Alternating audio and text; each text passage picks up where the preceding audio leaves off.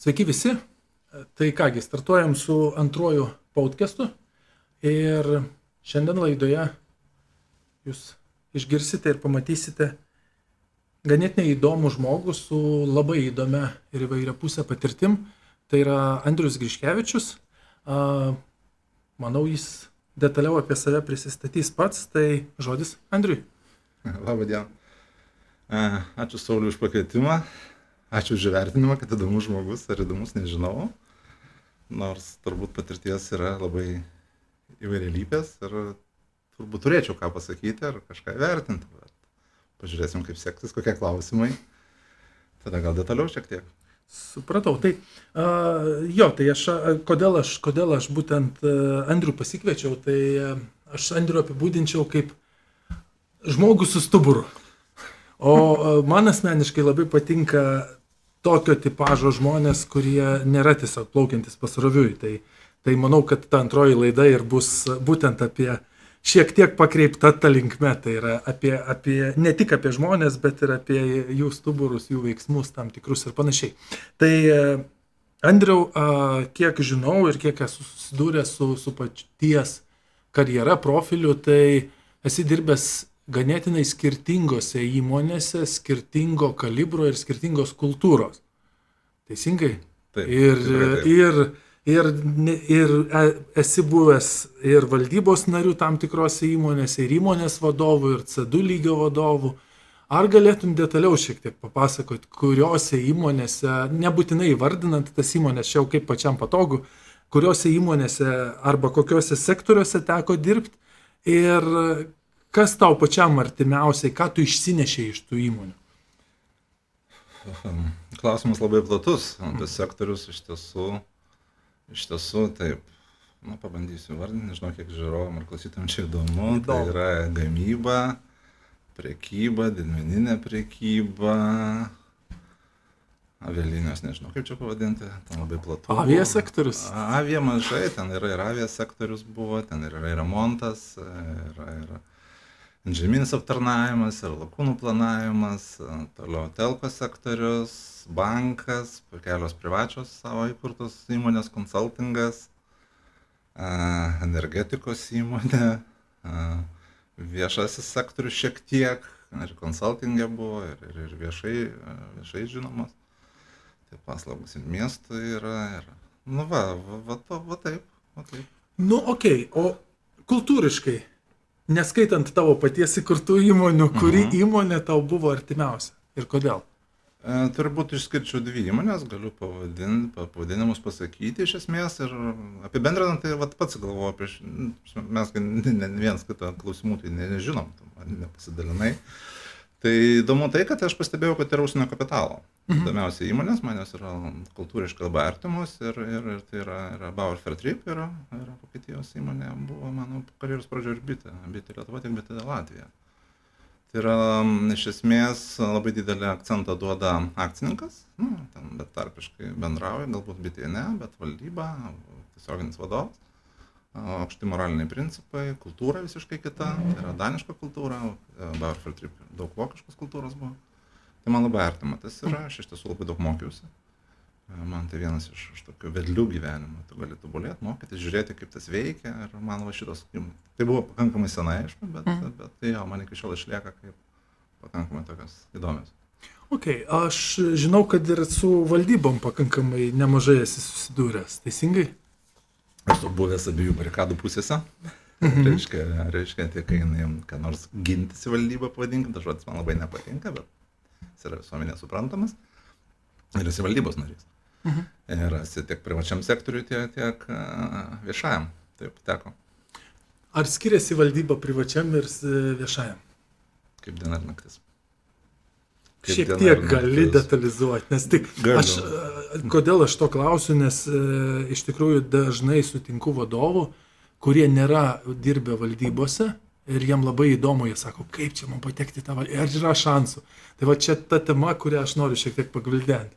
Ir apskritai, kaip skiriasi?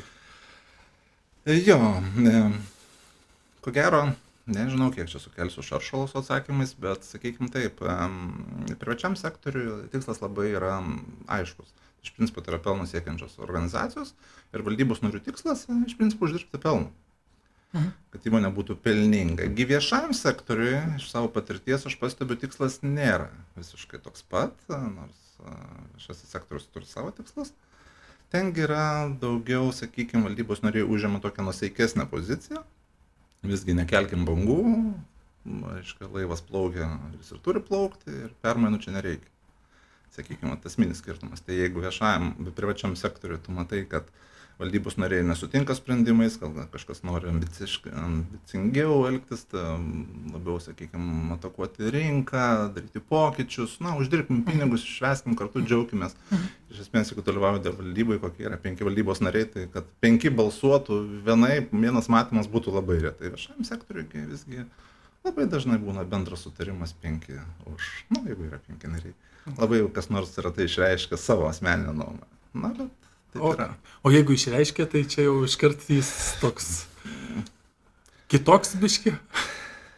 Labai nedaug vienetų, bet rinkų yra ir LinkedIn mano poste yra paminėti keli valdybos nariai, kurie geba išreikšti savo nuomonę viešajam sektoriui. Ok, ką jūs tose valdybose veikiat? Papasakok šiek tiek. Aš tikrai nesu, valdybų profesionalas, savęs tokių nelaikau, yra tikrai daug pažangesnių žmonių. Bet... Aš mačiau net išsilaikęs sertifikatą. Taip, išsilaikęs sertifikatą, tikrai buvo įdomu, tikrai įdomi patirtis, dėl to sertifikato, čia iš tikrųjų Lietuvoje yra ne 100 tų žmonių tokių išsilaikiusių, gal net ir 1000, turbūt 1000 jau. Taigi valdybai nelygi yra. Tai mano patirtis, nežinau, dabar kaip valdybos nario ar kaip valdybose dalyvauja ir matai irgi, aš nežinau. Galėtum ir vieną ir kitą. Tai privatus sektorius, kaip ir minėjau, privatus sektorius yra tikslas, labai aiškus, valdybos nariai deda visas pastangas, kad pasiekti tikslą. Viešajam sektoriui visgi didesnė pagalba vadovų yra, kad apsidrausti. Patikrinkim, ar šitas tikrai, patikrinkim, ar tai tikrai. Sakykim, tai yra, jeigu privačiam sektoriui vadinčiau valdybą, tai yra 5 spaudžia, reiškia, greičio pedalą, tai viešajam sektoriui 5 spaudžia stabdį, palauk, pažiūrim čia, įvertinam šitą, kad neatsitiktų nieko tokio, kas gali atsitikti, nes iš tiesų institucijų, kurios tikrina, yra daug ir geriau ramiau, lėtai, nestaigiai. Tai iš esmės bet koks pokytis valdybos nariams yra stresas. Ir jie privengia tokių, sakykime, radikalesnių įėjimų. Gal tai yra ir teisinga. Aš, aišku, tas žmogus, kuris laikau save pokyčių žmogum, aš manau, jeigu pokyčių nedarai, tai kažko nepastebi. Kažkas ne tai, pokyčius reikia daryti visą laiką, galbūt kai kurios atsargiau, kurios ne. Tai aš linkęs taip elgtis. Ok. Ar išduotum paslaptį, tai kiek uždirba valdybos narys? Šiaip tai šitas yra, dabar neatsimenu, man atrodo, 23 metais ar ne rugpjūčio mėnesį reglamentuota. Tai dabar yra procentas nuo vadovo atlyginimo. Tai, sakykime, nuo 25 grubiai iki 33% vadovo atlyginimo. Bet tai yra reglamentuota ir viešam, ir privačiam sektoriui? Privačiam sektoriui niekas nereglamentuoja, aš kalbu apie viešą. Ok, supratau. Gerai, kiek laiko renkatės per mėnesį valdybą? Ten porą kartų berods? Vėlgi priklauso ir įvairios valdybos. Vienos valdybos susiplanuoja labai, reiškia, metus į priekį dienas datas ir labai laikosi reglamento. Tai yra įprasta tokiuose jau rimtose kompanijose arba labiau formalizuotose. Kitos kartais susibėga ir esant reikalui. Bet skaičiuojama paprastai yra kartą per mėnesį. Tai sakykime, kadangi visada būna tokių nenumatytų dalykų, 1,2 kartą per mėnesį.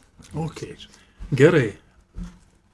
Kaip patekti valdybą, jeigu žmogus nėra buvęs valdybos nariu? Kiek iš vis jis turi šansų? Bet, pavyzdžiui, jis yra dirbęs didelėse įmonėse, ten CFO ar įmonės vadovu. Aš tai bandymo būdu. Aš nenuilstamai rašau, kandidatuoju, nepavyksta, vėl kandidatuoju, nepavyksta, vėl kandidatuoju. Taip, kartais gal ir aklai vištai tas būdas. Pakliūna. Okay. Aš apie viešą sektorių. Aš supratau. O gerai, ar skiriasi patekimo principas į viešą sektorių ir privatų? Privačiam sektoriui tu parodai valdybai, kai esi kažko vertas. Iš esmės, mano atveju tai būna, reiškia, arba konsultacinis projektas, arba, aš kalbu iš valdybos nario pusės.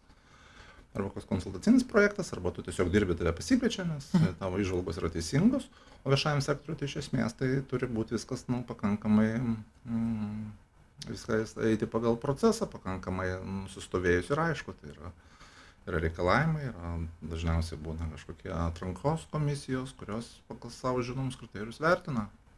Ok, gerai.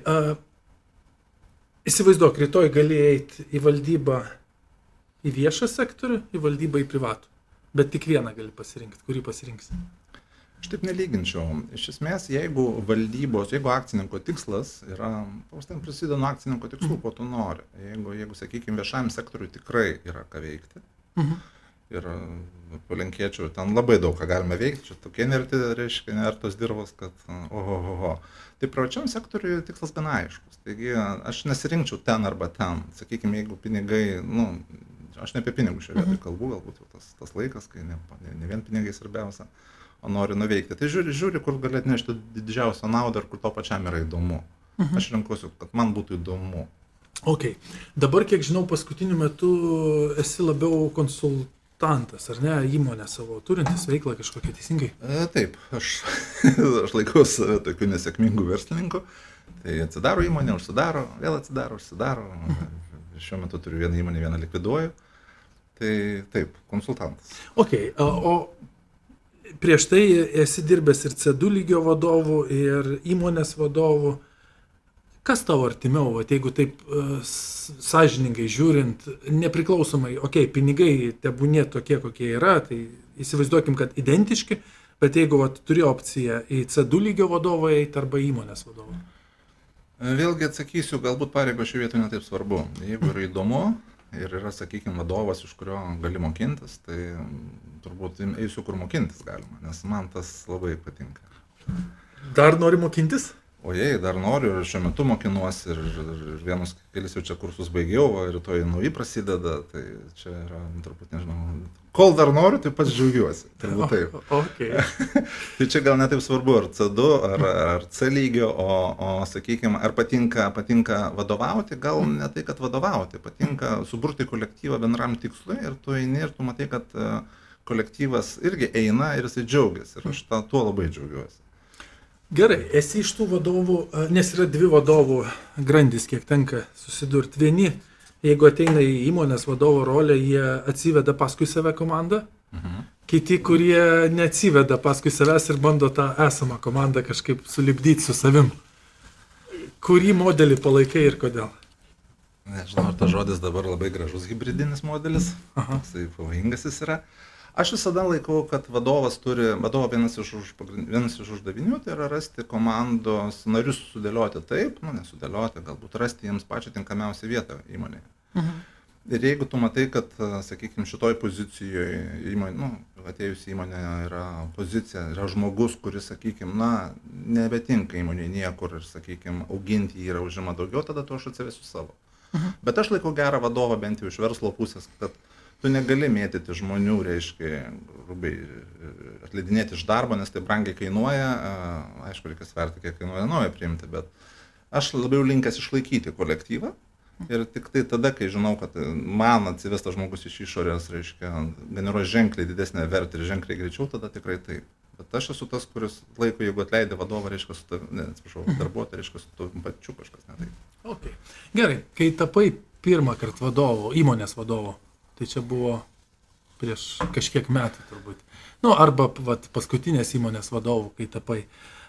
Nuo ko pradėjai atėjęs įmonę? Kaip atrodo pirma savaitė įmonės vadovo?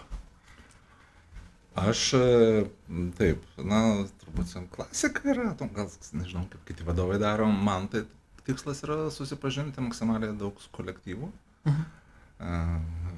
Ne tik paduoti ranką, bet ir išgirsti, ko gyvena, kad pajusti dvasią. Tai iš esmės, pirmą savaitę tu eini su didelio knygute užrašams, tušinuku ir turiu tokius pokalbius, kiek reikia su kiekvienu darbuotoju, kurį gali apeiti. Iš esmės mes kalbam apie kokią, sakykime, tu vis tiek, jeigu įmonė 500 darbuotojų visų neapeisi, bet kokią 50 taip. Aš apeinu, pažiūriu, ko gyvena žmonės, kokie rūpesčiai, papasakoju žaidimo taisyklės, kurios paprastai mėgtų papasakot.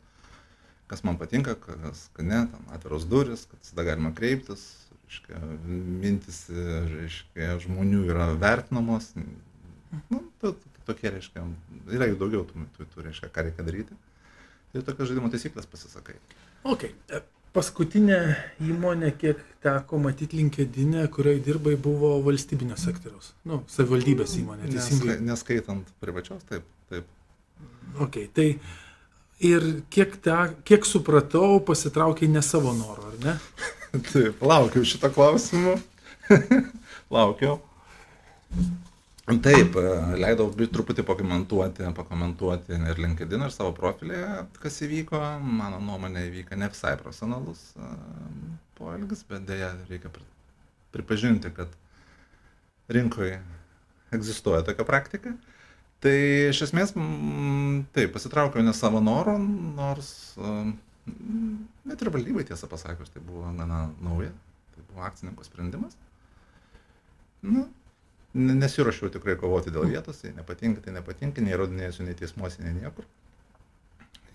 Turbūt turi geresnį. Jeigu nepaslaptis, tai buvo pirmas kartas, kai ne savo norų pasitraukiai per visą karjerą, ar jau...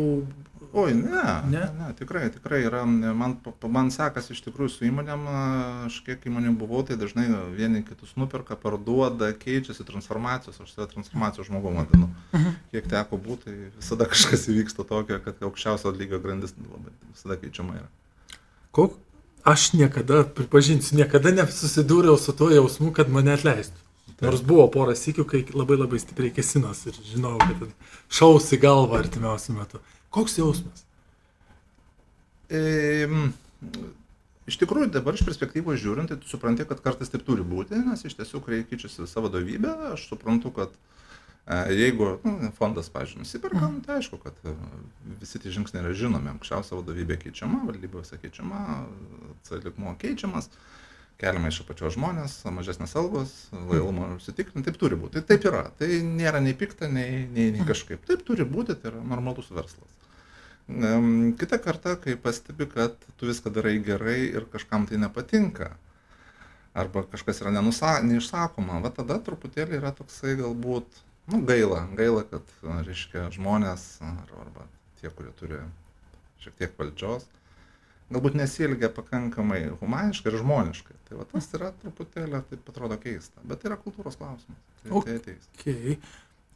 Dar tą temą pagvildensiu, šiek tiek skaičiau paties LinkedIn'o postą beje tą temą ir jeigu nesuklysiu, kažkas buvo paminėta, kad lygtais po to, kai buvo iš tavo pusės atliktas auditas, kažkaip įvyko tas proveržis pasikeitime. Ar tai tiesa? Ar čia aš kažką netaip perskaičiau LinkedIn'e? Taip, yra tema, kas bijo vidaus audito.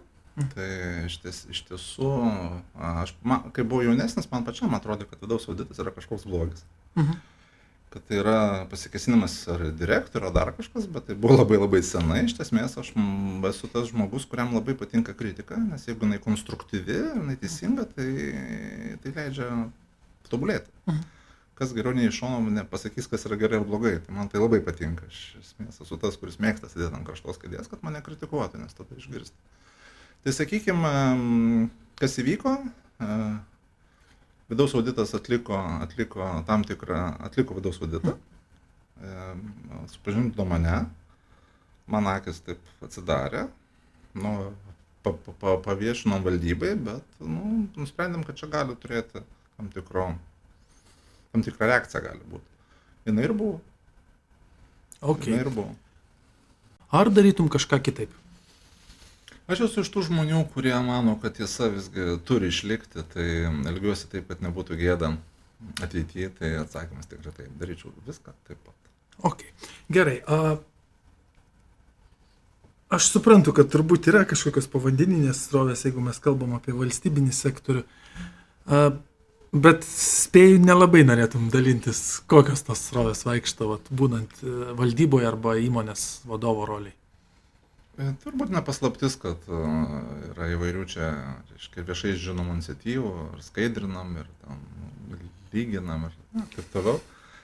Tai yra ką veikti viešam sektoriui. Ir audito rezultatai parodė, reiškia, kad yra ką veikti. Gal taip baigsiu. Okay. Jeigu reiktų 100 balų skalį įvertinti, aš jau girdėjau, kad šiek tiek valdybos ir veiksmai skiriasi tarp privataus ir viešojo sektoriaus, bet jeigu reiktų taip, nežinau, 10 ar 100 balų skalį įvertinti, kiek vis dėlto yra valstybiniam sektoriui to tokio butaforinio darbo, kai daroma dėl to, kad daryti, o ne dėl to, kad padaryti? Ko gero, čia yra, aš nežinau dėl procentų, kaip atsakyti, bet valstybinis sektorius, ta problema yra, kad jie visgi turi viską daryti pagal tvarką, kuri visada atsilieka nuo realybės. Jeigu privačiam sektoriui, sakykime, patys kuriam tvarkas, iš esmės patys reaguojam į rinką, tai čiagi yra aiškiai procedūra, kad aš turiu taip elgtis ir ne kitaip. Ir, sakykime, valstybės tarnautojas, jisai pats ir negali. Pats jis negali pakeisti. Tada klausimas, ar gali pakeisti vadovas. Taip gali, jeigu turi norų. Bet ar verta vadovui kelti bangas valstybės sektoriuje? Kiek mes tų, reiškia, pokyčių, tokių realių turim, ant pirštų galima suskaičiuoti, kai yra realus pokytis. Okay. Gerai, dar tą pačią temą. Mačiau, kad LinkedIn'e po tavo pasitraukimo buvo parašyti 3 laiškai būsimam vadovui. Tikiu, kad dalis žiūrovų, klausytojų neskaitė paties profilio. Tikiu, kad jis pasiskaitys, kurie žiūrės šitą video, bet jeigu taip trumpas summary, kas yra tie laiškai ir kas jų turinys? Aš paliksiu intrigą. Okay. Paliksiu intrigą, pasiskaitykit. O čia tie 3 laiškai, tai čia yra, kaip suprantu, tokia kaip čia, tendencija, kad jeigu pasitraukia įmonės vadovas, jis kaip ir turėtų sekančiam perduoti. Ar čia paties sugalvoti? Čia yra aliuzija į gerai žinomą pokštą, kad rašyk 3 laiškus. Ai, okei. Gerai, o pats gavai 3 laiškus, kai perėmėjai? Ne. Ne? Ne vienoje, nes aš mačiau, kad berods 2 įmonėse buvęs įmonės vadovų. Ar ne? Daugiau. Negavai ne vienoje tų 3 laiškų? Ar vieno laiško? Aš su kai kurių įmonės vadovais bendravau, tai, bet tokio formalių laiškų ne. Formalių laiškų ne, tai mes ir su prieš tai buvusiu grandos vadovu bendraujam, apsitardavom, čia kaip, čia kas čia. Aš galvojau, kad žinai, čia yra kokia nors, kaip čia, susitarimas, kad būtina palikti 3 laiškus ir tu irgi gaudavai tos. Čia yra toksai buvo mano. Ir ant sienos taip užsiklijuoja, žinai. Sakykime, pokštas. Supratau. Okay, kaip pats save vertini kaip vadovą iš darbo su komandomis pusės? Labai įdomus klausimas. Aš pats galvojau, koks aš esu. Iš esmės, visada laikiau save pokyčių vadovu. Man patinka pokyčiai ir tie pokyčiai tai yra galimybės. Turbūt čia kartotis nereikia, žinai, čia iš kinų kalbos. Hieroglifas reiškia panašiai.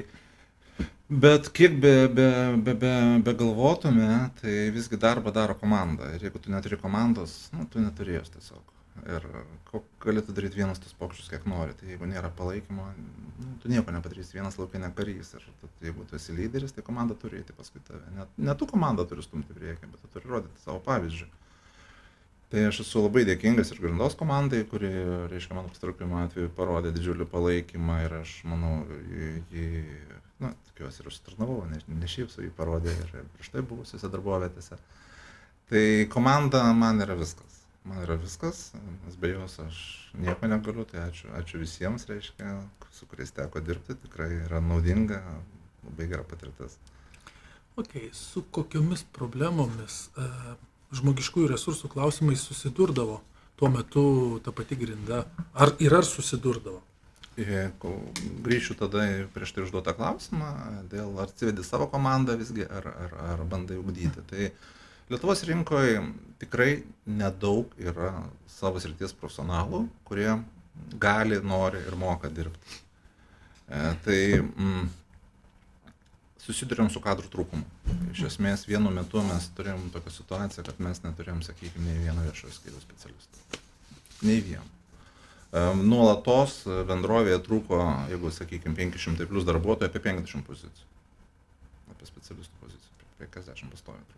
Ieškom, rinka yra kokia, kažkas išvažiavę, kas taip, kažką reikia ugdyti, tai metai 2. Ir tą susidarė, ne tik Grinda, tai susidarė visi. Tai iš esmės specialistų stygius yra labai ženklus. Yra kažkokie ieškomi sprendimai, nes tenka matyti, kad čia ir iš kitų šalių dirba, ir berods toj pačioj Grindoj gali būti, kad dirba. Tai ieškot, kaip suprantu, ieškot kažkokių sprendimų to klausimu. Vienareikšmiškai taip. Vis tiek reikia suktis iš padėties, tai ką negalėjom vienu metu, tai aišku, pirkom paslaugas, o kitus bandom įdarbinti patys, kreipiamės, reiškia, ir vienus ir kitus paieškos kompanijas. Nu, sukiesi kažkaip tai. Sukiesi, aišku, čia daugiau personalo darbas yra, bet direktorius irgi tam tikras įžvalgas pateikė, nors aš sakau, daugiau pasitikiu savo komandą. Ok. Kaip prisimink atvejai, kai teko atleisti pirmą kartą kokį nors darbuotoją? Jeigu prisimeni tokį atvejį. Kaip tu pats jautėsi, kai reikia išsikviesti, sakyti, nu, ačiū, Fedė. Aš ko gero prisiminsiu ne pirmą, o tą, nes, sakykime, taip, Lietuvos avialinijose, kai aš dirbau, aš atėjęs jaunas vadovas buvau, vadovavau pakankamai dideliam departamentui, tarnybai, neatsimenu, kaip vadinasi, tiksliai apie 40 žmonių ir aš pasakiau, kad man užtenka 20. Ir iš tikrųjų dar mažiau, tam reikia 20 su atsarga buvo. Tai tų žmonių neteko atleisti, jie tiesiog, kas norėjo išėjo patys, buvo siūlyta, kas norėjo perėjo kitus skyrius.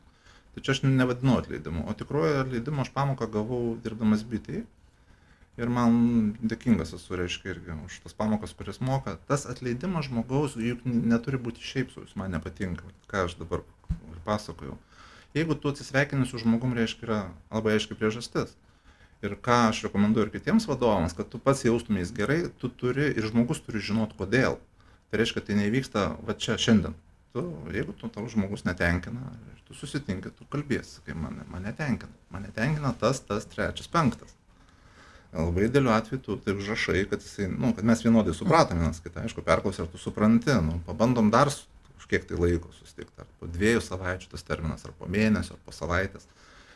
Tie terminai čia priklauso, kaip dega, kaip nedega, nes nebūna, kad žmogus iš karto nepatinka ir jis iš karto blogai dirba. Ne, tu jeigu ateini į naują kompaniją, tai tu duodi jam tikslą, reiškia, tu padaryk po savaitės, nepadarė.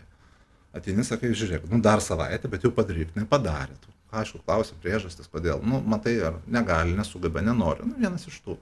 Ir po kurio laiko žmogus pats mato, kad jisai nedaro tų tikslų, jam yra nemalonu. Tai tu susitink ir klausi, ką darom. Sakyk, aš negaliu kaip vadovas žiūrėti, jau 3, ar 4, ar 5 kartą mes susitinkam ir tu vis nepadarai.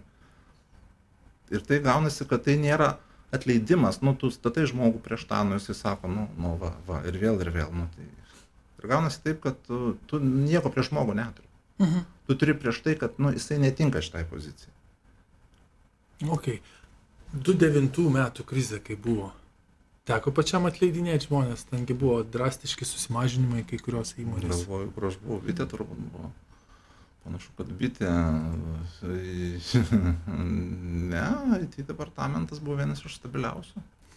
Aš atsimenu, čia vienas iš stabiliausių buvo, kur kaita buvo labai maža, ten irgi apie 50 žmonių, tai gal vienas per metus. Ok. Gal prisimeni kokią įdomią istoriją iš vadovavimo srities ar valdybos, kai nesusikalba arba netaip supranta vadovai, valdyba vadovus. Aš gal daugiau komišką situaciją papasakosiu. Mano pirma diena buvo, Orlen dukterinė įmonė, EMAS, teko vadovauti, ten 300 maždaug žmonių ir aš atvažiuoju pirmą dieną į darbą iš Vilniaus. Įvažiuoju į gamyklą ir čia streikas vyksta. Ir taip, opa, o čia, galvoju, kas čia dabar?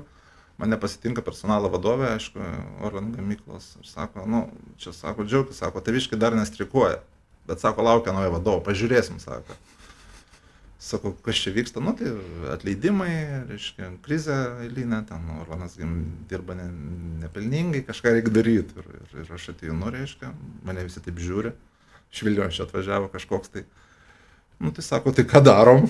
Tai sako, čia žmonės nori streikuoti, bet sako, dar neina į vadovą, pažiūrėsim. Sako, yra kokia nors čia vieta, kur viešai susirinkti visiems salę. Sako, kur čia salė, 200 ten ar 300 žmonių. Sako, krepšinio aikštelė, sako, yra vidinė. Dar tais laikais ten tokiais savižudžių statytas. Sakau, kvieskit. Tai užsilipau ant stalo. Rėžiau kalbą, kad viskas bus gerai, kas nori, kad mes uždirbsim, įmonė dirba nuostolingai, visą laiką iš tikrųjų dirba nuostolingai, tam akcininkas kartais pinigų įmet ir laiko, minus iš tiesų, bet dėl vairių priežasčių, tai, reiškia, po kurio ten bendravimo klausimas iš salės, atsimenu, sako, o tai kai mes tos pinigus uždirbsim, kur mes juos dėsim? Galvoju, supratau, čia tai liks dirbti šitą moterišką tikrai. Okay. Tai vat, tokias linksmesnė galbūt. Nu gerai, kaip vertini 4 darbo dienų savaitę? Niekaip nevertinu. Žinau, kad yra, pavyzdžiui, kažkurį berods savivaldybėse valstybėse, kurie taiko tą... Kaip yra? Aš manau, kad kiek man tenka dirbti su žmonėm, tikrai aš nesu tas, nelaikau savęs to despotu, kuris spaudžia čia dirbti dieną naktį. Man reikalas, kad darbas būtų padarytas, ar tu jį dirbsi tiek laiko ar tiek laiko, yra sutarta, reikia padaryti. Tai, supraskite, jeigu grandos atveju, jeigu sninga, ir dabar, reiškia, kelio, reiškia, priežiūros darbininkas, sako, man 4 dienų darbo savaitę, jūs čia į Vilnių važiuokit kaip norit. Kaip ir mes dirbam 3 pamainom, tai neįmanoma. Jeigu žmogus, mes buvome įvedę į tos workationus, vėlgi čia įdomi tema, ar jie pasiteisina ar ne, bet aš manau, jeigu tu sugebi ir padarai savo darbą, man neprivalai būti ofise. Tiesiog. O kaip grindos darbuotojai atrodo workation'e, čia labai įdomis. Čia yra gana skudi tema, sakyčiau, gamybos darbuotojai šiek tiek yra nuskriausti tą temą, nes administracija gali savo pasimti workation'ą ir dirbti nuotoliu, iš kur jiems patinka. O gamybos darbuotojai dėja tos prabangos neturi. Tai čia yra tokia nedidelė neteisybė, bet dėl to mes neinam prie 4 dienų savaitės, bent jau aš jau nežinau, kaip dabar bus daroma. Ok, o privačiam sektoriui, kaip manai, tai pasiteisina ar nelabai? Nedirbau, kas įmonėje, kurioje turiu 4 dienas, negaliu komentuoti. Aš pats manau, kad ne dienų skaičius lemia. Jeigu darbuotojas nori dirbti 4 dienas ir jisai susitvarko, nors ir 1 dieną dirbko. Okay. Tik susitvarkyk. Apie darbuotojų kaitą kalbant. Aišku, dalis vadovų sako, kad darbuotojų kaita čia dažniau personalo klausimas ir irgi yra tiesos, bet turbūt ir vadovo klausimas ir galvos skausmas. Kaip pats rekomenduoji, ar analizuodavot, kai dirba įmonių vadovų darbuotojų kaitą ir ar ieškodavot sprendimų, kaip ją mažinti? Ar vis dėlto tai personalo klausimas? Kaip ten, darbuotojas ateina į įmonę, išeina dėl vadovo. Tokia, taip, ir aš su tuo sutinku. Tai reikia žiūrėti, jeigu darbuotojų kaita vyksta kažkokiam vienam skyriui, ir jinai didesnė negu kitam, nes visos įmonės mastu, tai čia kaip ligoninės temperatūrą matuoti. Žiūrėkim, kur yra problema. Nu gerai, o jeigu visoje įmonėje, nežinau, darbuotojų kaita koks 40%, bet lyginant su visų kitų sektorium, ta įmonė gerokai didesnė darbuotojų kaitą turi. Tai klausimas yra, ką daryti tokiu atveju? Aha. Aš manau, kad vis tiek 40% kaita jau rodo, kad yra negerai. Nors aišku, reikia žiūrėti su rinka, kaip pats teisingai ir sakai, bet 40% man atrodo labai daug. Visgi labai daug. Okay. O šiaip, gerai, apie tos, sakykime, žemesnės grandės darbuotojus aš suprantu, juos sunku atrasti, jie greitai keičia darbus, jie ten dėl 50 eurų pabėga, kartais tenka girdėti. O kaip su vadovų pritraukimu? Kaip apskritai, į tą patį ir valstybinį sektorių, ir privatų sektorių, kaip paties patirtis rodo, kiek lengva ar nelengva pritraukti vadovus? Aš manau, situacija truputį valstybiniam sektoriui pagerės su reforma, kai atlyginimai yra vadovom pakelti. Tai darosi truputį patraukliau, tačiau žmogus, kuris realiai nori padaryti pokytį, valstybiniam sektoriui tai labai sunkiai padarys. Visgi yra labai daug stabdžių ir jisai nepadarys ir jis greičiausiai rinksis privatų sektorių. Ypač tie, kurie paragavo galbūt valstybinio sektoriaus. Reikia būti labai užsispyrusiam, kad norėti, reiškia, visgi daužyti tą galvą į sieną. Tai gerai, tai kokio tipo vadovai ir kada ateina į valstybinį sektorių? Tai ateina ir aukšto lygio vadovai, aš tikrai nesiginčiusiu, ir pavyzdžių, ir viskas yra gerai, tačiau reikia suprasti, kad, galbūt tikslai yra skirtingi. Tikslai vadovai yra skirtingi. Yra valstybiniam sektoriui tikrai yra dideli atlyginimai ir vadovai daro pokyčius, negali teikti, kad ne. Ir daro pokyčius, tik juos yra daryti kur kas sunkiau negu privačiam. Ir sakykime, interesų grupių yra ženkliai daugiau. Ir privačiam, ir gal valstybiniam sektoriui tam tikrą prasme dirbti yra sunkiau. sakykime, ir viešieji pirkimai, ir interesų grupų platesnis ratas, ir, sakykime, labiau žiūrima galbūt ir nenoriu sakyti, kad įstatymų raidės, bet, nu, formaliai pas mane pareigybinėse taip neįrašyta, nu, tai aš ir nedarysiu šito darbo. Tai čia yra tam tikrų iššūkių. O kodėl ateina? Na, kiekvienas turbūt savo tikslus turi. Tai kaip ir įmonė. Direktorius turi vienus tikslus, finansistas kitus, gamybos vadovas trečius, akcininkas ketvirtus. Nu gerai. Minėjai pats, kad turi dabar tą konsultacinę veiklą. Ką jūs darot? Kur tavo yra tie dalykai, kur tu gali ateiti į kažkokią įmonę ar nežinau, ar pas akcininkus ir kokias konsultacijas? Čia tokia 2 minučių savireklama tau. Jo, mano iš tikrųjų keičiasi, labai įdomiai keičiasi. Gal tada aš truputį istorijos, aš buvau visą laiką, laikiau save IT-šnikas. Po to laikiau save procesistu, po to, reiškia, samdomų vadovų. Nu, atmetus privačius, tai aš visada galvojau, kad IT-šnikas, automatizuokim viską, padarysim, čia bus gerai ir tai. Po to supratau, kad automatizuoti reikia žinot ką. Tai reiškia, reikia procesų žiūrėti. Kai lipau, reiškia, į vadovo rolės, aš suprantu, kad aš atėjęs į įmonę su aklas. Tiesiog aklas. Atėjai iki grindą ir taip. O nuo ko pradėt? Nu, pavyzdžiui, tam kokie nors. Va, sako, sniego valytuvai važinėja po miestą, va, gali pasižiūrėti televizorių, tai yra daug, bet kas iš to? Ir mes čia gerai ar blogai?